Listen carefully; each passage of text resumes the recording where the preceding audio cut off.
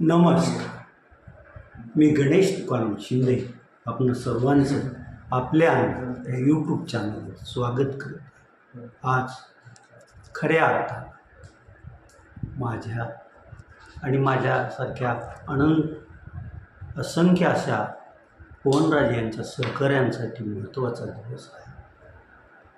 कारण आमचे मित्र पवनराजे निंबाळकर यांची 20 वर्षापूर्वी हत्या झाली. हत्या का करण्यात आली, कोणी केली, या हत्येचा मास्टरमाइंड कोण होता हे सर्वांना आता उभ्या महाराष्ट्राला ते माहीत आहे. त्यामुळंच आज मुंबई येथील किल्ला कोर्ट ज्याला म्हणतात तेथील सत्र न्यायालयात न्यायमूर्ती नावंदर काय निकाल देतात याकडं उभ्या महाराष्ट्राचं लक्ष लागून आहे. पवनराजे हे माणसात मिसळून काम करणारे असे नेते होते. त्यामुळंच त्यांच्यावर जिल्ह्यातील जनता अतोनात आणि सतत प्रेम करत असते. तसं पाहता जिल्ह्याच्या राजकारणात डॉक्टर पद्मसिंह पाटील आणि पवनराजे निंबाळकर ही रामलक्ष्मणांची जोडी मानली जात होती. मात्र लक्ष्मणाचं वर्चस्व वाढतंय,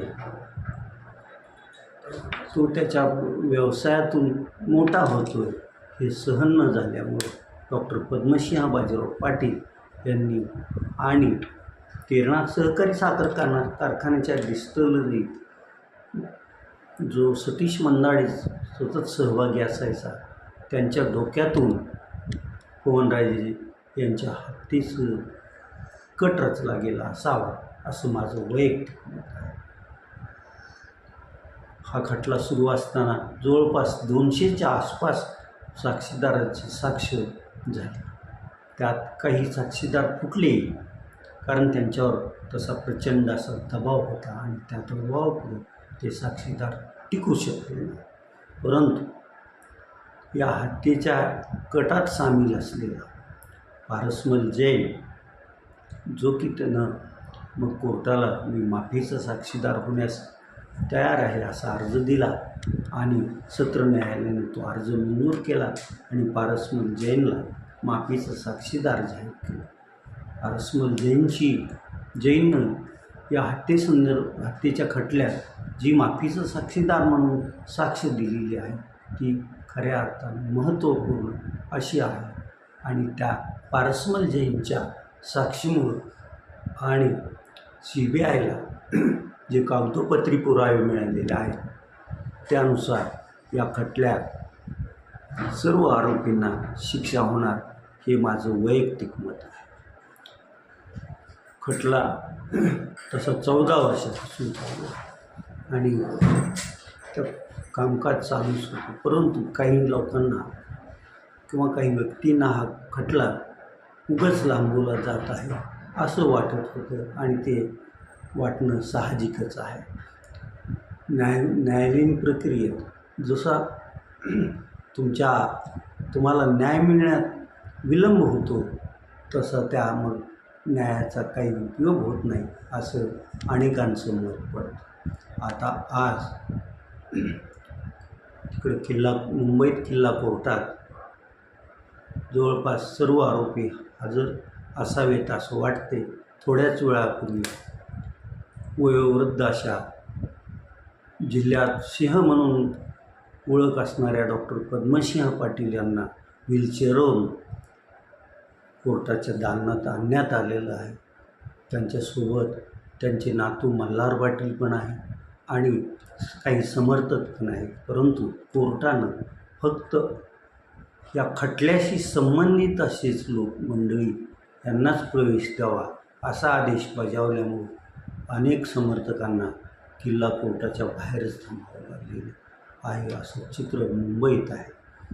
मग आता ज्यावेळेस न्यायमूर्ती डायसवर येतील, सर्व आरोपी आहेत का नाही त्यांची हजेरी होईल आणि त्यानंतर न्यायमूर्ती नावंदर हे आपला निकाल सुनावण्यास प्रारंभ करतो. साधारण आज दुपारपर्यंत हा निकाल पण संपूर्ण राज्याला कळेल अशी अपेक्षा आहे.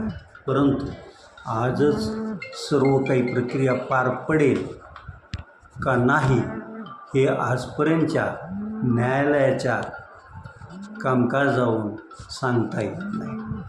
आजच ती पार पडावी अशी माझ्यासह जिल्ह्यातील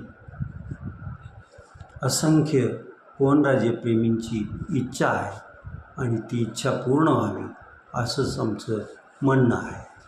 आता काय घडेल काय नाही, आज निकाल लागेल की नाही, या सर्व शंका कुशंका अनेकांच्या मनात आहे. बघूया संध्याकाळ यात काय होते.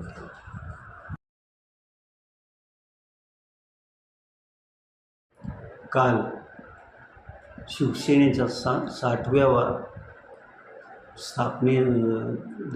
60व्या स्थापना दिनानिमित्त मुंबईत 2 वेगवेगळे शिवसेना वर्धापन दिन मेळावे पार पडले.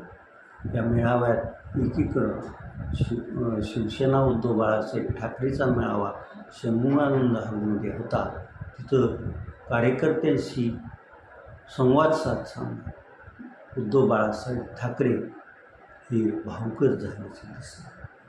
त्यांनी खरंच जसं माझ्यावर सर्वच जण मी चुकतोय असा आरोप करतायत, तुम्हाला तथ्य वाटत असेल तर मी पक्षाचं मुख्यपद पण त्याग करायला तयार आहे, त्या पदावरून पायउतार व्हायला तयार आहे असं सांगितले. खासदार फुटीच्या संदर्भातही आम्ही माणसं उभा करतो, त्यांना निवडून आणण्यासाठी माझे शिवसैनिक परिश्रम घेतात आणि हीच मंडळी मग काहीतरी कारणं साधून पक्ष सोडून जातात आणि त्यामुळं मन उद्विग्न होतं असं हे म्हणाले. या मेळाव्यात सर्व काही खासदारांबद्दल त्यांच्या एकूण त्यांनी केलेल्या वर्तनाबद्दल त्यांनी नाराजी व्यक्त केली आणि नेहमीप्रमाणे भाजप शिवसेना एकनाथ शिंदे पक्षावर पण टीका केली. तिकडं गोरेगावच्या मिस्को सभागृहात पार पडलेल्या दुसऱ्या शिवसेना वर्धापन दिन मेळाव्यात त्या शिवसेनेचे सर्व असलेले राज्याचे उपमुख्यमंत्री एकनाथ शिंदे यांनी आपण शिवसैनिकांना बळ देतो, शिवसैनिकांच्या सतत संपर्कात असतो, त्यांची कामं करतो, त्यामुळंच शिवसैनिक माझ्या मागे मोठ्या संख्येने उभे राहतात. काल पक्षांतर करून माझ्या पक्षात आलेले 6ही खासदार हे त्याचं एक उत्तम उदाहरण आहे असं सांगितलं. उद्धव बाळासाहेब ठाकरे यांचं स्पष्ट नाव न घेता त्यांची जी कार्यपद्धती आहे त्यामुळे शिवसैनिक त्यांच्यापासून दुरावत आहे असाही टोला त्यांनी लगावला. तुम्ही पायानं गद्दारांना तुडू असं म्हणता, गद्दार कोण आहे? तुमचे पाय तर व्यवस्थित त्यांना तुडवायला जातात ना, तर तुमचे पाय तर व्यवस्थित राहतील का नाही हे पहिलं बघा असंही त्यांनी उलट धमकावलं. एकंदरीत आरोप प्रत्यारोप चालतच राहणार आहे. एकूणच आजचं राजकारण हे गलिच्छ झालेलं आहे. ना विचार ना तत्त्व याची कोणालाही काही देणं घेणं नाही. त्यामुळे असं घडत राहणार, काहीतरी कारण सांगून कोण नाराज होत राहणार आणि आपला वेगळा मार्ग पत्करणार आणि त्यांना अडवण्यासाठी ते जिथं असतात तेथील म्हणणं अपयशच राहणार हे मात्र नक्की. आता आपण इथंच थांबूया. तुम्ही आपल्या यूट्यूब चॅनल सबस्क्राईब करा, लाईक आणि कमेंट्स पण करा. धन्यवाद.